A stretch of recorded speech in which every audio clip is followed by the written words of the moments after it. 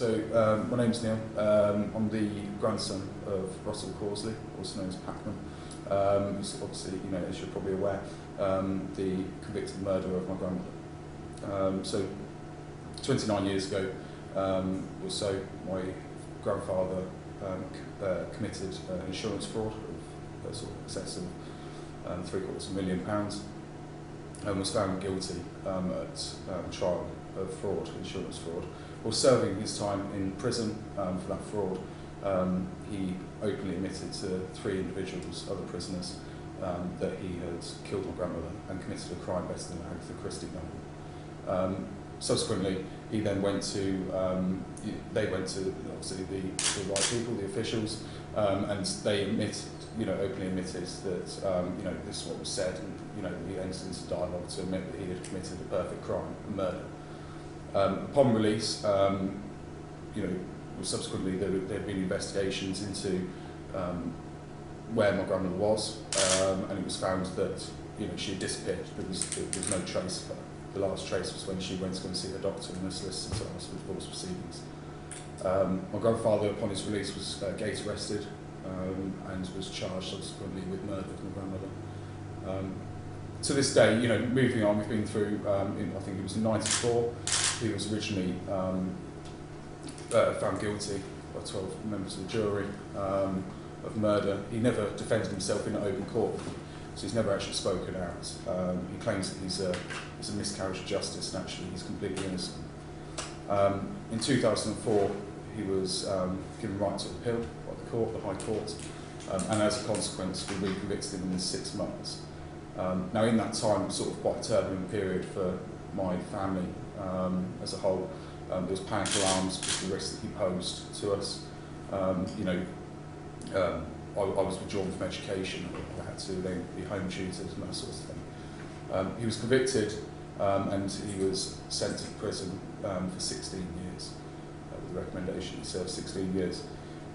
That was in 2004, so we're 10 years on now. We're still no further in the case, and we're now going down the system where we're being railroaded ultimately by human rights. Human rights has dominated this. So to a case where my grandmother has been forgotten about, and it's a case of where regardless if he's engaged, if he's given any closure to the victim's family, to my mother in particular, he hasn't actually opened up. He hasn't admitted to what he's done. All he's done is said well, nothing. And now he believes he's got a human right to have a life. As far as he's concerned, he's over tariff now, and it's time for him to be released into society. I think what's difficult is that he hasn't actually openly admitted to what he's done. He hasn't tried to engage with the authorities. All he's done is maintain the same arrogance throughout this. I know you've been through, and your mum have been through a lot of trauma throughout all of this. It's probably an obvious question, but what would it do to you and your family if he was released? I think it would destroy them. With regards to me, I'm fearful of what any man that can, not only kill his wife, kick his daughter out at the age of 16, make her live underneath a pier, can abuse physically. It's been widely publicised that he beat up my mum, broke her arm and stuff like that as a toddler, which subsequently made her, she was put in a children's home. He then, manipulated the system in order to make sure he wasn't prosecuted and that she came out to the family home. So he transferred the blame onto my grandmother, and said it was both of them. So the prosecution service couldn't actually pinpoint it onto him. He's a controlling man, and I think he exerts the same level of control whether he's in the public or behind a prison door, because he won't actually admit to what he's done. And I'm fearful that his mindset hasn't changed. He hasn't, he hasn't admitted to what he's done. He hasn't, said, well, I want to draw a line under this. I want to move on.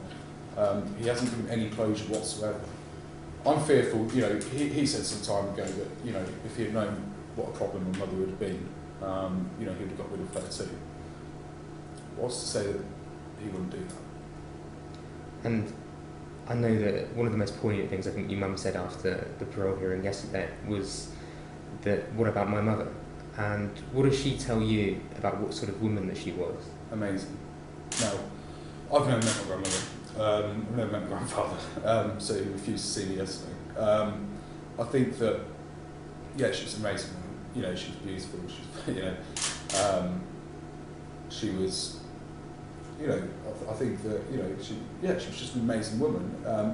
And you know, it sounds weird, but you know, from what my mum says, my mum still speaks very highly of my grandfather. You know, he was a very clever man. You know, and they idolised each other up until the point where the mistress stepped in, and that's when things changed.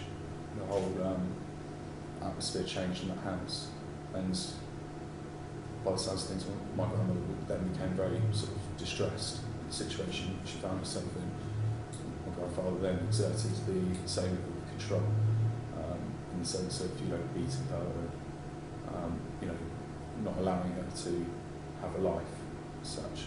You know, I think that, yeah, she's just an amazing person. I wish that I had the opportunity, obviously, to meet her. I know that it upsets Mum hugely that she's never been able to actually say sorry to her. And obviously, you've had to grow up with this. What kind of impact did it have on you on a day-to-day basis? Was it always there? Was it always just hanging over you? Or? I think that, you know, it's kind of strange growing up because there isn't many people that can say that, you know, that they've been in the situation that I've been in, not knowing grandparents and that sort of thing. I was bullied hugely as a child. You know, I was tormented for having a grandfather who was a murderer. I was asked on a daily basis, you know, where's you know, how's your grandpa? Which one? Like the one that's dead. I grew up with the fear that, especially when it came to the second trial. Before that, you don't understand the complexities of you know, of the situation. So it was kind of weird, you know, being in the news. You know, when my grandfather was being, you know, withdrawn from the school, had, you know, police protection, that sort of thing, panic alarms throughout the house, and also always growing up with the fact of, you know, this is what happens in an emergency, this is what you need to do. You know, if he was to turn up, it's played a huge part in the sense of also, you know, I don't know if you guys know, but there was a book that was written by my grandfather some years ago. Of course, he was still at the time in remand, where he talks about openly having me kidnapped and handed over to a paedophile ring and murdered. Now, I've got that book at home, by all means, you know, I'll show it to you. That's, you know, that's the sort of thing I had to deal with. You know, was it, you know, you've got a convicted man that's a murderer, that's a schizophrenic, that has got a deviant side to him, a sexually deviant side, you know. And there's a risk, there's always a risk with what happens, especially when you're a child, not knowing if, you know, if the worst is going to happen. And to finish, what message would you send to those people who are deciding in the parole hearing? Show some humanity. I think that we're all human beings. This isn't about law, legislation, or anything like that. This is about just humanity. And I think that any human, you know, has a right. But not just my grandfather. You know, the only right, he gave up his rights. The only right that he has is to a dry room, food, water, and the support to be able to change. My grandmother has a right, and so does my mother, to be able to. My mother's to the point where, you know, it's happened now. We can't change it, but she has a right to be able to put her to rest, and, you know, to have closure, be able to draw a line and move on with her life. My grandmother has a right, and that shouldn't be forgotten by a court. Just because my grandfather served the time that was said. I've maintained this throughout, and I think my mother would support me on this. If you want to be released, it's absolutely fine. We won't stop you. But you need to be able to make a change. You need to prove that you've changed and that your risk is significantly reduced, not into us, but to the public. And the only way you can do that is by engaging with the authorities. And if it comes to a point where you tell us what happened to her, you tell us the story, and you actually, you know, you give that closure, we'll allow you to do that. And you know, the government should, you know, fully support that. But I'd ask the parole board, I'd ask the Prime Minister, I'd ask the Home Secretary, why is it a case that the victims' families are being forgotten? Why haven't we got a human right, and why is the human rights of the perpetrator always put first? My grandmother isn't here ultimately to be able to argue this point. I'm the only person, so is my mother, that's got passion behind us that can try and make a change. And I would like them to put her first for once. And that'd be my final message. Actually shows some humanity. Thanks, Neil. Thank you very much for speaking to me.